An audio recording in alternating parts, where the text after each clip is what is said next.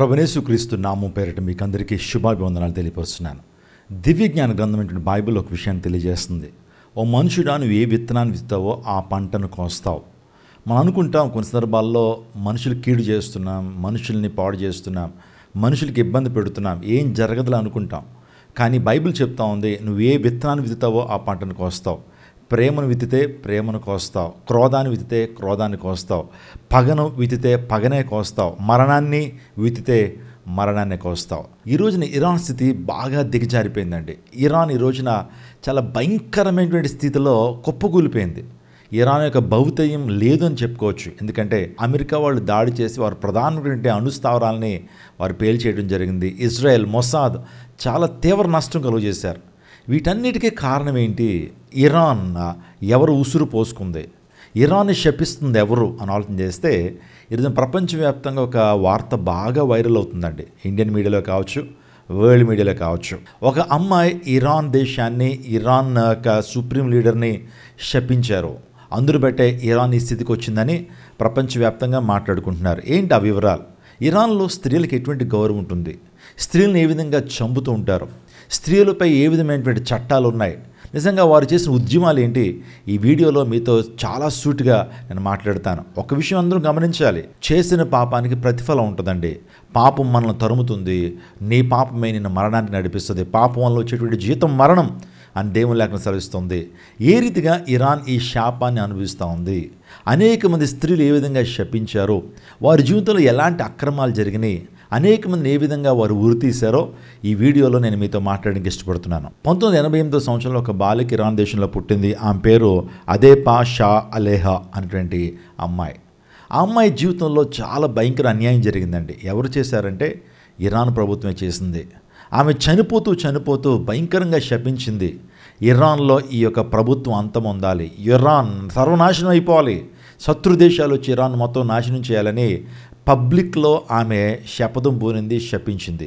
ఆమె యొక్క జీవిత చరిత్రలోకి వెళ్ళిపోతే ఆమె బాల్యంలో ఉన్నప్పుడే తల్లి చనిపోయింది, తండ్రి ఏమో డ్రగ్ అడిక్ట్, సరైనటువంటి జీవిత విధానం సరిగ్గా లేదు.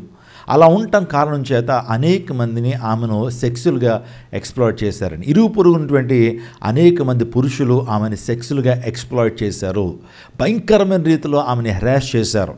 నిజంగా ఆమెను ఒక ప్రాస్టిట్యూట్గా చిత్రీకరించారు. ఆమె సరిగ్గా ఉన్నా సరే, ఆమె మంచిగా ఉన్నా సరే, చుట్టుపక్కల ఉన్నటువంటి కొంతమంది అధికారులు, కొంతమంది యవనస్తులు, కొంతమంది గొప్పవారు అన్నట్లుగా పేరు తెచ్చుకున్నటువంటి వారు ఆ అమ్మాయిని ఒక వేశ్యగా చిత్రీకరించి బాగా వాడుకున్న తర్వాత ఆమెపై కేసు వేసి జైల్లో పెట్టారండి. ఇరాన్ దేశంలో ఒక మోరల్ పోలీస్ స్టేషన్ ఉంటుంది. ఆ పోలీస్ స్టేషన్లో ఉన్నటువంటి ఆ పోలీసులు కానివ్వండి, అధికారులు కానీ సమాజంలో ఎవరైనా సరే అడల్టరీ చేసేటువంటి వారు, ఫార్నికేషన్ చేసేటువంటి వారు, అడల్టరీ అంటే వ్యభిచారము, ఫార్నికేషన్ అంటే జారత్వం, అంటే పెళ్లి కాకముందు ఎవరైనా సరే అక్రమ సంబంధం పెట్టుకున్నా, లైంగికమైన సంబంధం పెట్టుకున్నా దాన్ని జారత్వం అంటారు, ఫార్నికేషన్. అదే అడల్టరీ అంటే వ్యభిచారము, పెళ్ళి అయిన తర్వాత అక్రమ సంబంధాలు పెట్టుకోవటం, ఇలాంటి పెళ్లి కాకుండానే సెక్సువల్గా జీవించడం అనేది ఆ యొక్క ఇస్లాం షరియా లా ప్రకారము అది మరణ శిక్ష సంబంధించిన నేరం అని భావించేటువంటి వారు. ఏం జరిగిందంటే ఈ బాలికను వేశ్యగా చిత్రీకరించి ఆమెను పోలీస్ స్టేషన్లో తీసుకెళ్ళి భయంకరమైన రీతిగా కొట్టారు. నేను ఆ తప్పు చేయలేదు, వాస్తవానికి ఇది కారణం చెప్తున్నా వినలేదు. భయంకరంగా ప్రతిరోజు కూడా ఆమెను సెక్సువల్గా కూడా అబ్యూస్ చేసి నడవలేని స్థితికి తీసుకొచ్చేసారండి. కాళ్ళ మీద కొట్టారు, శరీరం మీద కొట్టారు, భయంకరంగా చిత్రహింసలు చేస్తే నడవలేని పరిస్థితిలోకి వెళ్ళిపోయింది. మోరల్ పోలీస్ స్టేషన్ చీఫే ఆ యొక్క న్యాయాధిపతిగా ఉన్నాడండి. ఎంత విచారమో ఆలోచన చేయండి. మోరల్ పోలీస్ స్టేషన్లో ఉన్నటువంటి ఆ యొక్క అధికారే ఆ ప్రాంతంలో కోర్టులో ఆయనే జడ్జ్. ఎప్పుడైతే ఈ అమ్మాయిని కోర్టుకు తీసుకెళ్లారో ఆయనకు అనిపించాడు, వాస్తవానికి పోలీస్ స్టేషన్లో చాలా చిత్త కొట్టిన వ్యక్తి ఆయనే, మరలా అదే వ్యక్తి అక్కడ జడ్జిగా కనిపించాడు. ఆ బాలిక అతను చూడగానే తన బుర్కాను తీసి తన చెప్పుని పెడితే అతని మీద విసిరిందండి. విసిరేటప్పటికి ఇంకా కోపాగ్నితో రగిలిపోయాడు, ఇంకా కోపంతో రగిలిపోయాడు ఆ వ్యక్తి. వెంటనే ఉరిశిక్ష వేసి ఆ ఉరిశిక్ష కూడా నేనే వేస్తాను, ఎందుకంటే నాకు అధికారం ఉంది, నేను జడ్జిని అనేటువంటి విధానంలో ఆ వ్యక్తి ముందుకు వెళ్ళి ఆ అమ్మాయిని నడి రోడ్డు మీద ప్రజలందరూ చూస్తుండగా ఉరి వేసేసాడండి. ఉరి వేస్తూ ఉన్నప్పుడు ఆమె ఏడ్చుకుంటూ రోడ్డు మీద దొర్లుతూ ఒక మాట ఉంది, మీరు బ్రతకరు, అన్యాయం చేసి నా జీవితాన్ని పొట్టన పెట్టుకున్నారు, మీరు ఎలాగైనా సరే గడ్డు స్థితిని చూస్తారు, ఈ దేశం దేశం నాశనం అయిపోవాలి, ఈ దేశంలో ఏ సుప్రీం లీడర్ కూడా బతికి బట్ట కట్టకూడదు, ఇదే నా ఉసురు, ఇదే నా శాపం, దేవుడు ఖచ్చితంగా మీరు శపిస్తాడని పెద్దగా కేకలు వేసుకుంటూ ఆమె ఎప్పుడైతే తన యొక్క ప్రాణార్పణం చేసిందో, ఇప్పుడు చాలామంది ప్రపంచవ్యాప్తంగా ఆమె అంటున్న మాటల్ని మరలా తిరిగి రాస్తూ ఉన్నారు. ఆ అమ్మాయికి ఎవ్వరూ లేరు, ఒంటరిది. ఇంకో మాటలో చెప్పాలంటే ఆమె పక్షాన వాదించేటువంటి లాయర్ కూడా లేరు. అలాంటి అమ్మాయిని మీరు అందరూ పొట్టను పెట్టుకున్నారు, ఆమె ఊసురే మీకు తగిలింది. ఈరోజు ఒక మాట చెప్పినామండి, చాలామంది ఊసురు తగలటం, శాపం ఫలించడం అని మాట్లాడుతుంది. నిజమేనండి ఇది.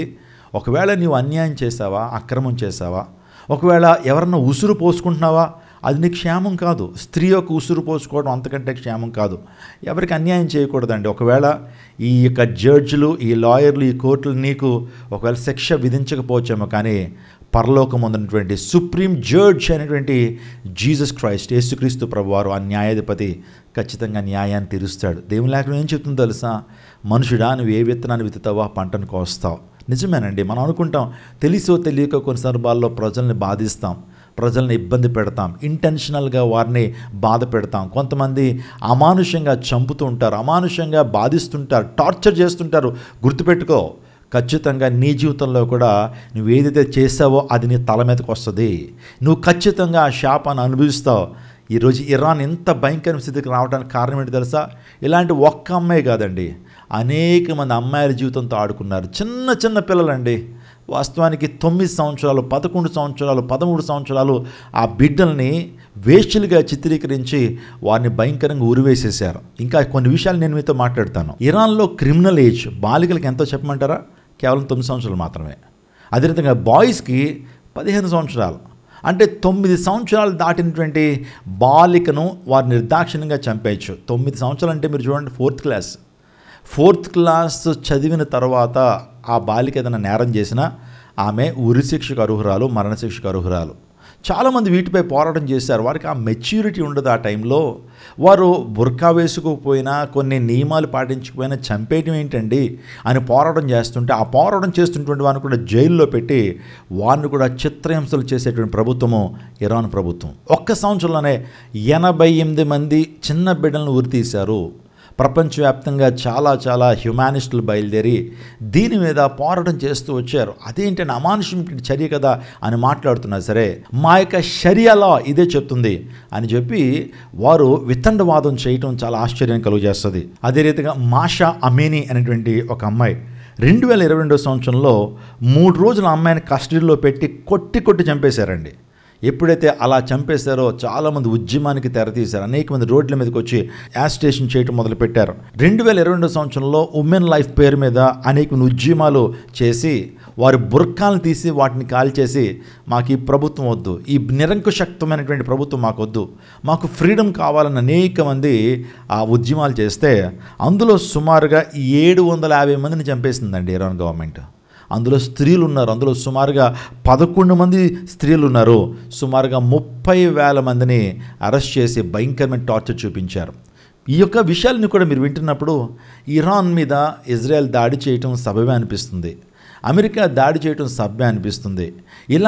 ఇలాంటి భయంకరమైనటువంటి తత్వం కలిగినటువంటి వారు రాజ్యాన్ని పరిపాలన చేస్తే అనేక మంది స్త్రీలు చచ్చిపోతారు అనే ఉద్దేశంతోనే ఇజ్రాయెల్ ఈ రోజున యుద్ధం చేస్తూ ఉంది. అదే రీతిగా మరియం కర్మీ అనేటువంటి ఒక స్త్రీ ఉందండి. వాస్తవానికి హస్బెండ్ భయంకరమైన క్రూరుడు, భయంకరంగా టార్చర్ చేసేవాడు. అలాంటి టైంలో పోరాడిందండి. నా భర్తలాగా నన్ను టార్చర్ పెడుతున్నాడు, నాకు న్యాయం కావాలని అడిగితే ప్రభుత్వం కూడా హస్బెండ్ పక్షానే ఉన్నారు, ఆ కోర్టు వారు కూడా హస్బెండ్ పక్షాన ఉన్నారు. కొన్ని రోజులకి ఆ యొక్క హస్బెండ్ లేకపోతే ఆ భర్త చనిపోయిన నేరాన్ని ఈ స్త్రీ మీద వేసి ఈ భయంకరమైన రీతిలో పోలీస్ స్టేషన్లో పెట్టి నిజంగా చిత్రహింసలు చేసి తన కూతురు చేతే ఊరేయించారండి. మీరు ఊహించండి, ఒక తల్లిని ఒక కూతురు చేత ఉరి వేయించడం ఎంత అమానుషం అండి. వాస్తవానికి ఆమె ఏ నేరం చేయలేదు. తన భర్తే టార్చర్ చేస్తూ ఉన్నప్పుడు పోలీస్ స్టేషన్కి వెళ్ళి కంప్లైంట్ చేసింది. నువ్వు స్త్రీవి, నువ్వు ఎలా కంప్లైంట్ చేస్తావు అని చెప్పి ఆ భర్త పక్షాన ఉన్నారు. ఎంత భయంకరమైనటువంటి విచక్షణ ఆ దేశంలో మీరు ఆలోచన చేయండి. ఆమెని కూతురు ద్వారానే ఉరి తీశారండి. ఆ తర్వాత ఇంకొక ఇన్సిడెంట్ ఉంది. ఆమె పేరు నగ్గీస్ మెహమ్మద్ అనేటువంటి ఒక అమ్మాయి. 24 సార్లు ఆమెను జైల్లో పెట్టారండి. ఆమె సామాన్యమైనటువంటి స్త్రీ ఏం కాదు. ఆమె నోబెల్ ప్రైజ్ను కూడా పొందుకున్న ఒక స్త్రీ. ఆ స్త్రీని కూడా ఇబ్బంది పెట్టారండి. వారి దేశం తరపున నోబెల్ ప్రైజ్ తీసుకొచ్చింది ఆమె. అలాగని కూడా చూడకుండా ఆమెను ఇబ్బంది పెట్టి యుద్ధానికి వ్యతిరేకంగా ఆమె రీసెంట్గా వీడియో చేసింది. 24 సార్లు నోబెల్ గ్రహీతని ఇబ్బంది పెట్టారంటే మీరు ఆలోచన చేయండి. ఇరాన్ గవర్నమెంట్ ఎంత నిరంకుశత్వమైనటువంటి, ఎంత కర్కోటకంగా వారు ప్రవర్తిస్తున్నారు ఆలోచన చేయండి. ఇరాన్లో ఎక్కువ ఉరిశిక్షలు ఎక్కువండి. ఎవరన్నా చిన్న తప్పు చేశారని తెలిస్తే చాలు వారిని ఉరేయటం. మరి కోర్టులు ఉన్నాయి, ఆ తర్వాత వాదాలు ప్రతివాదాలు ఉంటాయి. దాని గురించి కేస్ స్టడీ చేయకుండానే ఉరి తీసేటువంటి భయంకరమైన సంస్కృతి ఉంది. 2024 సంవత్సరంలోనే 862 మందికి ఉరి వేశారు ఇరాన్ వారు. 38 మహిళలు అందులో ఉన్నారంటే మీరు ఆలోచించండి. ప్రపంచంలో ఏ దేశంలో కూడా ఎంతమంది మహిళలకు ఉరి వేయలేదు. స్త్రీలను చంపటం, ఇరాన్లో స్త్రీలను చంపడం, అనాగరికమైనటువంటి చట్టాలు, అనాగరికమైనటువంటి రూల్స్, బార్బేరియన్ రూల్స్ అండి. వాస్తవానికి ఇప్పుడు మనం 21st సెంచరీలో ఉన్నాం. మనందరం స్వాతంత్రాన్ని కోరుకుంటాం, కానీ ఇరాన్లో స్వాతంత్రం కోరుకోకూడదు. సో ప్రతి ఉమెన్ కూడా 11-10 సంవత్సరాలు ఆ అమ్మాయి ఆ పెద్ద మనిషి అయింది అంటే రజస్వాలు అయిపోగానే పెళ్లి చేసేస్తారు. ఇంకా పిల్లల్ని కంటూనే ఉండాలి. సమానమైన హక్కులు ఉండవు. చదువుకోవడానికి వీల్లేదు, జాబ్ చేయడానికి వీల్లేదు, లేకపోతే వారికి ఇంటర్నెట్ వాడడానికి వీల్లేదు. ఎంతో అనాగరికంగా ఆ ప్రభుత్వాన్ని ముందుకు నడిపిస్తున్నారు. ప్రపంచంలో చక్కగా జీవించాలి, ప్రపంచంలో మేము కూడా గొప్ప స్థానానికి రావాలనుకున్నటువంటి ఆడపిల్లలకి ఆ యొక్క ఆలోచన వస్తే కూడా చంపేస్తారు. అంత భయంకరమైనటువంటి కఠినమైనటువంటి విధానాలతో ఇరాన్ ప్రభుత్వం వారి ప్రజలను ముందుకు నడిపిస్తూ ఉంది. స్త్రీ ఈరోజు శపించిందండి. ఈ రోజున ఇరాన్లో ఉన్నటువంటి స్త్రీ శపించింది. ఒక్క స్త్రీ కాదు, అనేక మంది చిన్న బిడ్డలు శపించారు, అనేక మంది స్త్రీలు శపించారు.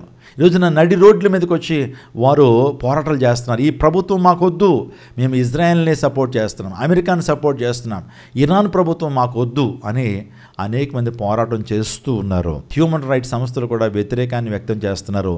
వారు చెప్తున్న ఒక మాటే, ఇరాన్ ఎంత భయంకరమైన స్థితికి రావడానికి, ఇజ్రాయెల్ చేత భయంకరమైన రీతిలో ఆ యొక్క పట్టణం అంతా నాశనం అవడానికి కారణం ఏంటి తెలుసా? వారు ఉసురు తగిలింది. అనేక మంది చిన్న బిడ్డల యొక్క ఉసురు తగిలింది.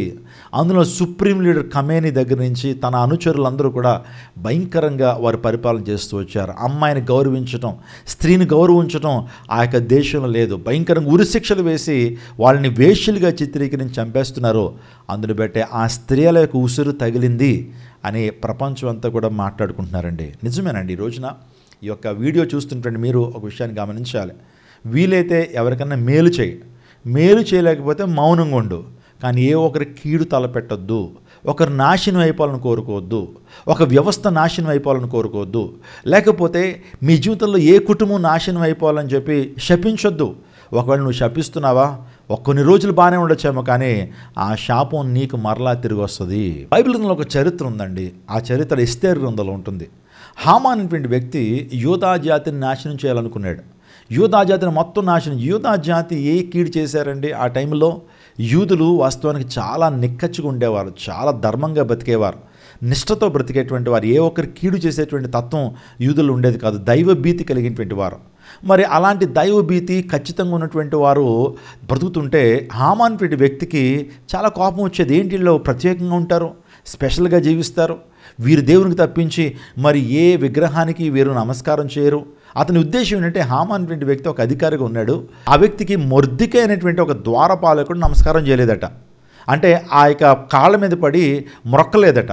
అందుని బట్టి కోపం పెంచుకున్నాడు. ఈ జాతిని మొత్తం లేపేయాలని చెప్పి మీరు నమ్ముతారండి, 50 మూరల పైన ఉరికమ్మను తవ్వాడు ఈ యొక్క హామాను మొర్దికై కొరకు. కానీ దేవుడు ఏ ఉరికమ్మనైతే హామాను యూదా జాతి కొరకు యూదులకి మొర్దికై కోసం త్రవ్వాడో అదే ఉరికమ్మలో ఆ వ్యక్తి ఉరివేయబడతాడు. అంటే నువ్వు తీసుకున్న గోతులో నువ్వే పడతావు. మనుషుడా, నువ్వేం విత్తుతావో ఆ పంటనే కోస్తావు. జామ విత్తనాన్ని విత్తి మామిడికాయని కోస్తావా? బీర విత్తనాన్ని విత్తి దొండకాయని కోస్తావా? కొయ్యవు కదా. ఏ విత్తనాన్ని విత్తుతావో ఆ యొక్క పంటనే కోస్తావు. కోపాన్ని విత్తితే కోపాన్ని కోస్తావు, మరణాన్ని విత్తితే మరణమే కోస్తావు, శాపాన్ని విత్తితే శాపాన్నే కోస్తావు. అది మరలా నీ వైపుకి వస్తుంది. నువ్వు దేనితైతే కొలుస్తావో దాని చేతే నువ్వు కొలవబడతావు అని దేవుని లేఖనం సెలవుస్తుంది. జాగ్రత్త. దేవుడు వెక్కిరింపబడడు. దేవుడు చూస్తున్నాడు సమస్తాన్ని కూడా, ఆకాశం నుంచి సమస్తాన్ని చూస్తున్నాడు. దేవుడు వెక్కిరింపబడడు. అన్యాయం చేసేది ఎలా దులిపేసుకుంటున్నావు నువ్వు, కానీ ఆ యొక్క అన్యాయం ద్వారా చేసేటువంటి శాపము నీ బిడ్డల మీద పడొచ్చేమో, అభోంశుభంతో నీ బిడ్డల మీద పడొచ్చేమో. నువ్వు తప్పు చేస్తున్నావు, అనేక మంది ఉసురు పోసుకుంటున్నావు, అనేక మందికి కీడు చేస్తున్నావు, అమాయకులను పట్టణ పెట్టుకుంటున్నావు. వారు ఏమీ చేయలేకపోవచ్చు, వారి డబ్బు లేదు, వారి దగ్గర బలగం లేదు, వారి దగ్గర ఏమీ లేకపోవచ్చు, కానీ వారి పక్షాన ఉన్నటువంటి దేవుడు మాత్రం నీకు తిరిగి ప్రతిఫలం ఇస్తాడు. తిరిగి ఆయన కాన్సిక్వెన్స్ నీ జీవితంలో ఖచ్చితంగా వస్తుంది. ఈ యొక్క ఇరాన్ దేశంలో ఉన్నటువంటి స్త్రీల ద్వారా మనం నేర్చుకోవాల్సింది ఏంటంటే, నువ్వు ఏమి విత్తుతావో ఆ పంటను కోస్తావు. God bless you. God bless our India.